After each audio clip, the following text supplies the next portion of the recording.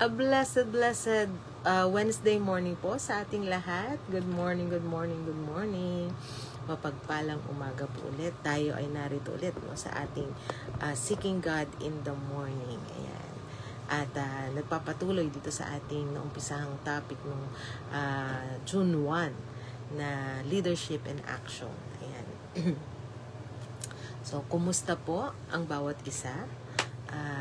Kumusta kayo sa inyong umaga? Ayan. Kahit medyo makulimlim na po ngayon dahil nag-uulan na, tayo ay thankful, grateful no, for the rain na dumidilig sa ating mga halaman. Ayan. At nagbibigay ng cool weather, no? Kasi nitong mga nakaraan, syempre, no, tumaas yung mga bill natin sa kuryente dahil sa sa init. Ayan. And hopefully itong June, no, bababa na dahil umuulan na. Ayan. At sa ating pagpapatuloy nitong ating Seeking God in the Morning dito sa ating series na Leadership in Action, bago po tayo magsimula, iniimbitahan ko po ulit ang bawat isa na tayo ay yumuko at manalangin. Panginoon naming Diyos na makapangyarihan sa lahat, Ama, maraming salamat po sa napakagandang umaga na ito na kaloob mo sa bawat isa sa amin. Maraming salamat, Panginoon, sa nag-uumpisa na cool weather, Panginoon.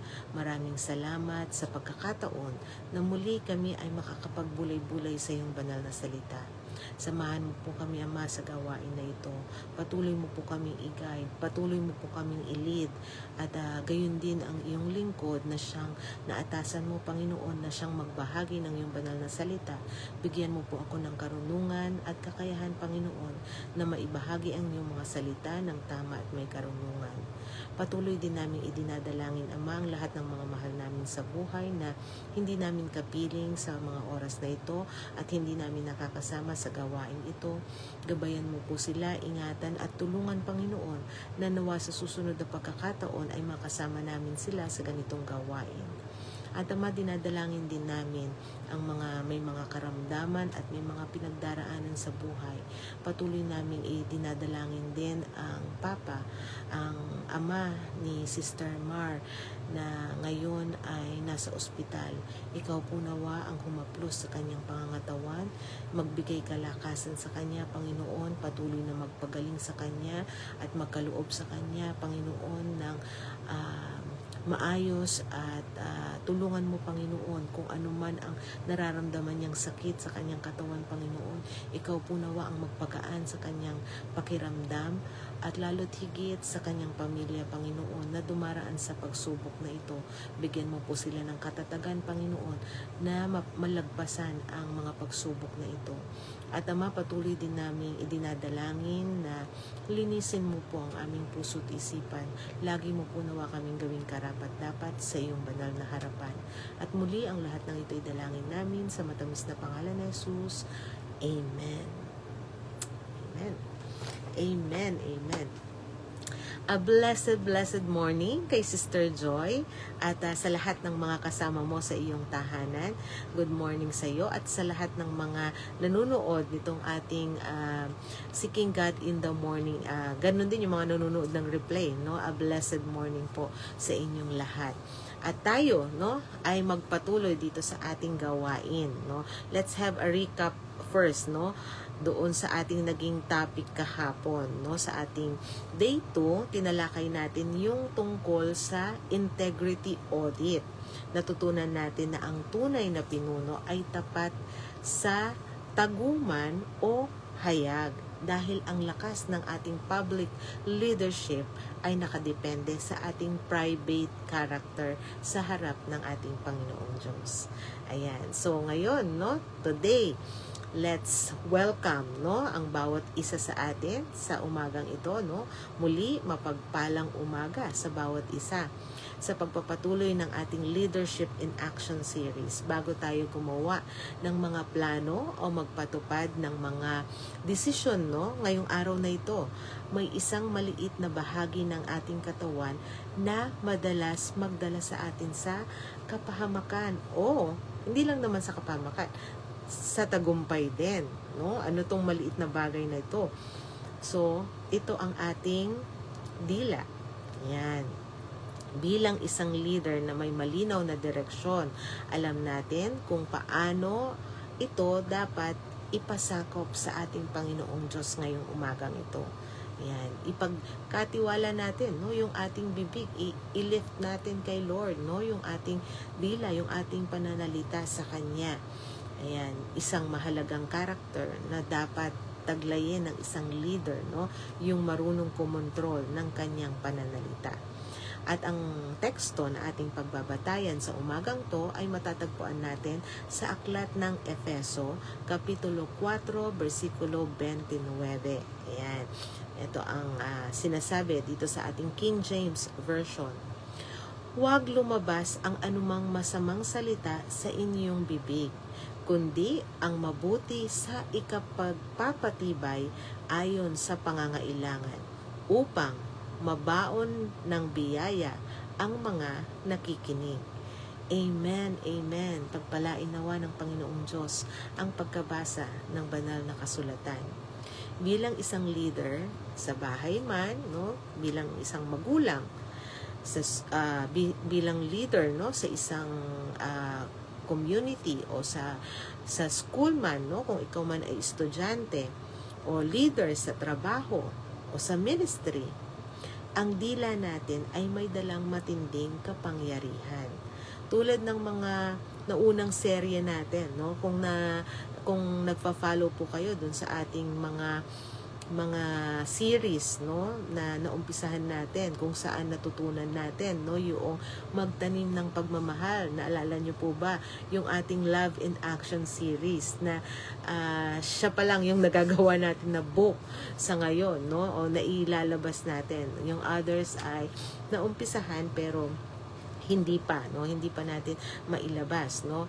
At naalala nyo ba, no, yung paglipat ng bundok sa Faith in Action, o ang paglipat ng pagpapakilos sa mga tao ngayon ay nakadepende, no, sa inyong mga salita. Yan, yung pagpapakilos natin, no, sa mga tao ay nakadepende sa ating mga salita.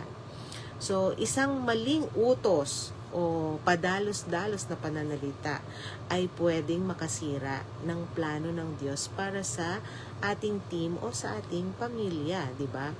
So, ang sabi sa talata, yung nabasa natin kanina sa Efeso chapter 4 verse 29, no? Ang layunin ng ating mga labi ay hindi para mag-utos ng may kayabangan. Yan, kundi para sa ikapagpapatibay ng ating kapwa. Ang isang pinuno na alam kung saan siya patungo ay maingat sa kanyang binibitawang salita, lalo na kapag nai-stress o nagagalit. Yan, no? Naku, kahinaan ko rin yan. Kaya, alam nyo, napakalaking blessing po sa akin itong ating topic na ito, no? Akala nyo, kayo lang, no, natututo. Ang totoo niyan, ako yung unang tinatamaan at ako yung unang natututo. So, ang godly leader ay hindi sumusugat ng damdamin ng kanyang mga pinamumunuan. Sa halip, ang kanyang mga salita ay nagbabaon ng biyaya upang ang mga tao ay ma-inspire na sumunod sa vision na ibinigay ng Diyos, no, sa pamamagitan niya, no. Okay. So dito, no, sa ating sa mensahe ng ating Panginoong Diyos sa umagang ito, tungkol sa ating pananalita, meron tayong in-action challenge, no? Lagi naman tayong may in-action challenge, no? So dito sa ating in-action challenge, the filter challenge, kailangan natin i-filter yung ating mga bibig, di ba? Kung ang tubig, 'di ba? Gusto mong maging malinis, lalagyan mo 'yan ng filter para masala yung mga marurumi at hindi mainom or hindi magamit, no, gagamit ng tubig na 'yon. Ginagamitan mo siya ng filter. kung sa camera, no, may filter din sa camera. Yung ating pagkuha, 'di ba? Minsan meron tayong mga ano diyan sa ating mga mukha, no? Hindi natin minsan naaayos, no? Ina-adjust niya, no, nung filter, no, para mas maging okay yung kakalabasan, no? So, yung filter na yan din yung gagamitin natin para sa ating bibig ngayon, sa ating dila, sa ating pananalita. So, ngayong buong araw, bago tayo magpatupad ng mga desisyon o mag-react o magsalita, lalo na kapag naiinis tayo, no?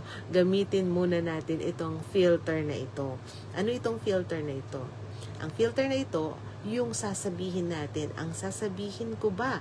O yung iisipin natin. So, ang sasabihin ko ba ay makakatulong para mapatibay at magabayan ang taong ito patungo sa direksyon patungo sa direksyon ng ating Panginoong Diyos o makakasira lang. Yun. So, isa-isip natin to, no? Yung sasabihin ba natin, makakabuti ba? Makakapagpatibay ba sa damdamin, no, ng taong ito? O maililid ko ba siya palapit kay Lord? So, kung hindi ito makakapagpatibay, piliin mong manahimik muna, no? Huwag ka na lang muna magsalita kung hindi naman pala makakatulong yung iyong sasabihin. Mag-isip at ipagdasal ang sitwasyon. Ayan, so amen, amen. Yan ang ating in-action challenge, no? Gumamit tayo ng filter by thinking muna yung ating sasabihin.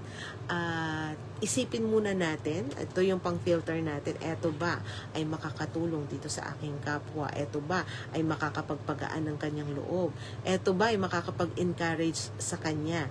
Eto ba ay makakapag-lead sa kanya palapit sa ating Panginoong Diyos? Ayan. So, amen, amen. Yan yung ating pang day 3 na topic, no? So, ulitin natin, ano? Natutunan natin, no, dito sa ating day 3, natutunan natin ang tindi ng kapangyarihan ng ating mga salita. Ang dila ng isang pinuno ay dapat nagdadala ng biyaya at nagpapatibay sa mga nakikinig upang gabayan sila sa tamang landas sa halip na sumira ng kanilang puso o ng kanilang damdamin. Ayan. Amen. So, dito na tayo, no? Tayo ay magtungo na dito sa ating pang day 4 na topic, no? So, welcome again dito sa ating day 4. Humarap ka na ba sa salamin ngayong umaga? Ayan, syempre ako humarap po. Bago po ako humarap sa inyo, medyo tinignan ko muna yung aking itsura. Ayan. So, madalas, chine-check natin ang itsura natin sa labas para maging presentable kapag humaharap tayo sa mga tao at para, no, mag-implement ng magandang plano, no? So, bago ka mag-implement ng magandang plano, chine-check mo muna, ano ba yung itsura ko? Okay, tama ba, no? Maayos ba yung itsura ko? So, isa ito sa ating mga chine-check. Pero, bago tayo sumabak sa pagbuo ng mga goals ngayon, may mas malalim na gustong sirain ang may mas malalim, no, na gusto ni Lord na suriin natin. Ayan, ano ito? Ang ating motibo or ang motibo ng ating puso kung bakit natin gustong mamuno. Yan yung gustong suriin muna, no, sa atin, at yan yung gusto rin natin, no, na dapat natin na sinusuri muna. No? So, dito sa ating day 4 na may title na Pure Motives, no? Para sa glory ng ating Panginoon Diyos. Hindi para sa palakpak ng tao. Itong pure motives ay tandaan natin para sa glory ng ating Panginoong Diyos at hindi para sa palakpak ng mga tao.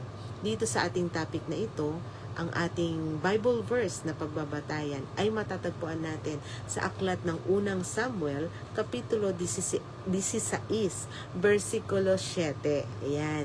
So, 1 Samuel chapter 16, verse 7. At ito po yung sinasabi, no, sa King James Tagalog Version. Sapagkat ang Panginooy hindi tumitingin na gaya ng pagtingin ng tao, sapagkat ang tao ay tumitingin sa panlabas na anyo, ngunit ang Panginooy tumitingin sa puso. Amen. Amen. Pagpalain nawa ulit, no, itong pagkabasa nitong ikalawang verse natin, no, dito sa ating pang day 4 na topic. May natural, no, na hilig ang tao na maghanap ng validation at papuri mula sa iba kapag nakakamit yung mga goals o yung layunin sa buhay.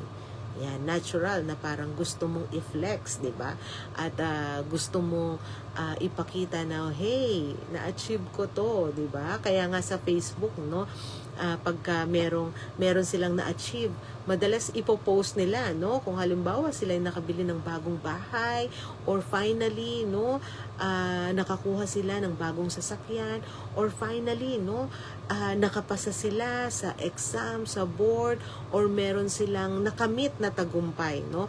Pineflex natin yan kasi minsan hindi minsan, yan yung natural, no, na damdamin, no, may natural na hilig ang tao, no, na naghahanap nitong validation or papuri, no, mula sa kanyang kapwa. So, masarap marinig yung palakpak o papuri, no, kapag nagiging matagumpay, no, lalo na sa pagtupad ng ating mga proyekto sa buhay, no. Yun na nga, binanggit ko sa inyo yung trabaho, school, or kahit sa church, no. Subalit dito nagkakaroon ng malaking pagsubok ang ating pamumuno. Para kanino nga ba, no? Para kanino nga ba natin ginagawa, no, itong mga ito? Para kanino ba natin talaga gustong ialay itong mga achievements natin na ito? So, ang tunay na leader or ang tunay na leader in action ay hindi lang tungkol sa pagiging sikat na influencer. Ito ay tungkol sa pag-alam kung saan ka papatungo at kung ang goals mo ba ay naka-align sa plano ng ating Panginoong Diyos. Sabi sa talata, no, yung binasa natin kanina dito sa 1 Samuel chapter 16 verse 7. No, ang Panginoon ay tumitingin sa ating puso. Kung ang motibo mo ay para lang mapansin ng tao, ang mga desisyon mo ay maging makasarili, no, tinitignan yan, no, tinitignan ng ating Panginoong Diyos yung ating puso. Ngunit, no, yung isang godly leader ay naglilingkod ng may excellence kahit walang nakakakita o nagpapasalamat sa kanya. Dahil alam niyang ang Diyos ang nagbibigay ng vision at siya ang tunay na pinaglilingkuran. Ang Panginoong Diyos ang tunay na pinaglilingkuran, no, ng taong merong vision para maglingkod sa ating Panginoong Diyos. Ang kanyang pinaglilingkuran ay ang ating Panginoong Diyos at hindi ang tao. Ayan. A blessed morning kay Ading Shirley at sa lahat ng mga kasama mo sa iyong tahanan sa umagang ito. Ayan. Good morning sa inyo. At sa lahat din, no, ng mga nanonood na hindi ko nababanggit, hindi lumilitaw dito. A blessed morning pa rin sa inyo. Ayan. So, ang ating in-action challenge, no, napakaganda nitong ating napag-aralan, no. Ang ating in-action challenge dito, no, the why check, no. Kanina, yung ating in-action challenge is the filter challenge. Dito naman, no, ay aalamin natin, no, ngayong araw sa bawat desisyon na ipinapatupad natin, no, sa or yung ginagawa natin. Mag-pause muna tayo ng 3 segundo at itanong sa ating sarili, bakit ko ba ginagawa ito? Para ba sa sarili kong kapurihan o para sa kalwalhatian ng Diyos at kabutihan ng mga taong inaakay ko? Ayan. Yan ang itanong natin sa ating sarili. Kung ito ba ginagawa natin para sa ating sarili, no? Para tayo ay makakuha, no, ng papuri mula sa ating kapwa, sa ating kapaligiran, or ginagawa natin ito, no, para makatulong sa ating kapwa or para maakay natin, no, yung ating kapwa sa kabutihan. So, kung may halong, no, pagyayabang, i-align mo agad ang puso mo kay Lord sa pamamagitan ng panalangin. Alam nyo, minsan meron tayong damdamin din, no? Na kung halimbawa meron tayong nakikita na post or meron tayong nakikitang nagfe-flex, no, diyan, pwede nating maisip, ay, ang yabang naman, no? Pero huwag tayong mabilis mag-judge, no? Baka kasi yung damdamin naman niya is different, no, from what we are thinking. Ayan, meron kasing mga tao not really to make yabang, no? Hindi naman talaga para magyabang, no? Pwedeng to inspire din. Yan. So, depende yan. Kung halimbawa ang sinabi niya, nakamit ko to kasi talagang pinaghirapan ko, ginawa ko talaga yung the best ko, kung alam niyo lang ang mga pinagdaanan ko dito, yung mga ganun, no? At hindi na-recognize yung ating Panginoong Diyos, no? Yung wala ang papuri para sa ating Panginoong Diyos, kundi nire-recognize niya yung sarili niya, yun talaga, no? Clearly, yun talaga yung yabang. Kasi ang nakita niya is yung kagalingan niya, kung bakit niya nakamit yun. Pero, if you are able, no, to see, no, that God is giving you all this dahil sa naging faithful ka sa Kanya, sa kabila ng maraming mong pinagdadaanan sa buhay, still, no, nakamit mo dahil sa tulong niya, no? Kaya nga yung susuriin natin yung puso natin, yung damdamin natin. So, para sa atin ng mga Kristiyano, hindi ko sinasabi na pagka nag-post kayo o nagpakita kayo, no, ng mga achievements nyo, kayo ay nagyayabang. Hindi, no? Ang sinasabi ko rito, isuriin nyo yung damdamin nyo, yung puso natin, ano ba, no, ang ating damdamin, no, sa ating mga ipinapakita. Yan. Are we doing this to inspire others to see, no, yung blessing din ng Panginoong Diyos sa kanila, sa mga pinagpapaguran nila, or, no, na gusto natin, no, na ipakita lang, no, yung ating achievement. So, suriin natin, no, yung puso natin when sa lahat ng ating mga ginagawa. Ayan. So, dito sa ating dalawang topic na ito, na ating napag-usapan, no? Let's have a combined conclusion, no? Ang puso at ang labi ng isang pinuno. Yan. Yan ang ating pinag-usapan dito sa ating day 3 and 4 na topic. Magkaugnay at hindi pwedeng paghiwalayin, no? Yung ating natutunan dito sa nagdaang dalawang topic na ito, yung sa diniscuss natin, no? Yung ating mga salita sa day 3 na ginamit natin sa paggabay at pagpapatupad ng mga desisyon, no? At reflection, no? Laman ng ating motibo, no? Yan yung ating pinag-usapan dito sa ating day 4, no? Ano ba ang motibo ng ating puso sa paggawa nitong mga to? So, kapag ang puso ng isang leader ay naghahangad ng sariling kapurihan, ang kanyang mga salita ay magiging mapag-utos. Ayan, mayabang. At walang malinaw, no, na banal na direksyon. Ngunit kapag ang puso natin ay naka-align sa plano ng Panginoong Diyos at naghahangad lamang ng kanyang kaluwalhatian, ang ating mga labi ay natural, no, na maglalabas ng mga salitang may biyaya, nakapagpapatibay, no, na mga salita at may karunungan, no, at paggabay, no, sa ating kapwa. Ayan. Ang tunay na pinuno ay hindi lang basta-basta nangunguna. Alam niya kung saan siya patungo dahil ang kanyang puso at labi ay ganap na pinamamahalaan ng Holy Spirit o ng banal na Espiritu. Ayan. So, napakaganda, no, na ating napag-usapan ngayong araw na ito, no? Parang mas lalong lumilinaw, no, yung direksyon nitong ating topic na leadership in action. Ayan. So muli, mapagpalang umaga sa ating lahat at bago tayo magtapos dito sa ating series ngayong umagang ito, tayo po muna ay yumuko at manalangin.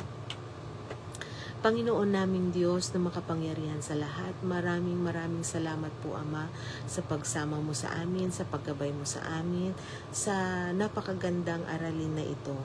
Tulungan mo, Panginoon, na ang aming mga labi, ang aming mga dila ay laging maglabas ng biyaya at papuri buhat sa iyo, Panginoon. Tulungan mo na ito ay magbigay papuri lamang sa iyong banal na pangalan at patuloy na makapag-encourage kami, Panginoon, ng aming kapwa sa pamamagitan ng aming mga labi. Dinadalangin din namin, Panginoon, ang iyong gabay sa aming puso dahil nalalaman din namin, Panginoon, na hindi namin magagawang maglabas ng mabubuting salita kung ang aming puso, Panginoon, ay hindi tapat at malinis sa iyong banal na harapan. Kaya suriin mo po ang aming puso, baguhin mo ito, linisin mo ito, Panginoon. Change our hearts, Lord, and make it according to your will. Tulungan mo, Panginoon, na ito ay laging umayon sa nais mo. At dinadalangin din namin, Panginoon, na patuloy mong gawing tagumpay ang gawain ito.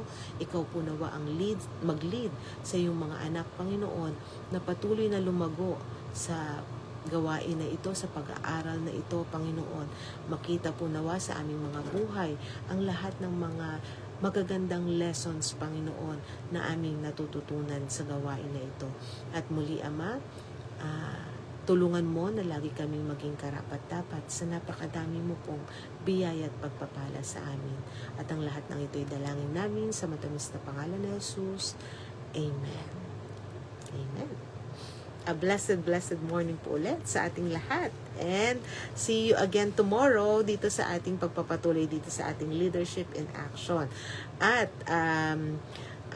nung nakaraang 2 gabi, wala tayong evening devotion, so maaring may mga importanteng inaasikaso, yung ating sister, ating sister Kathleen, dahil siya ay nag-aaral at alam ko patapos na yata yung kanyang klase or meron yata silang defense. Ayan.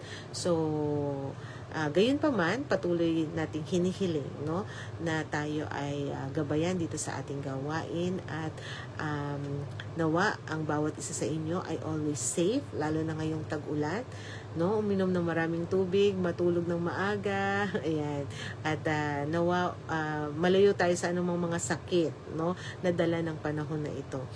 So muli, to God be all the glory, take care. God bless.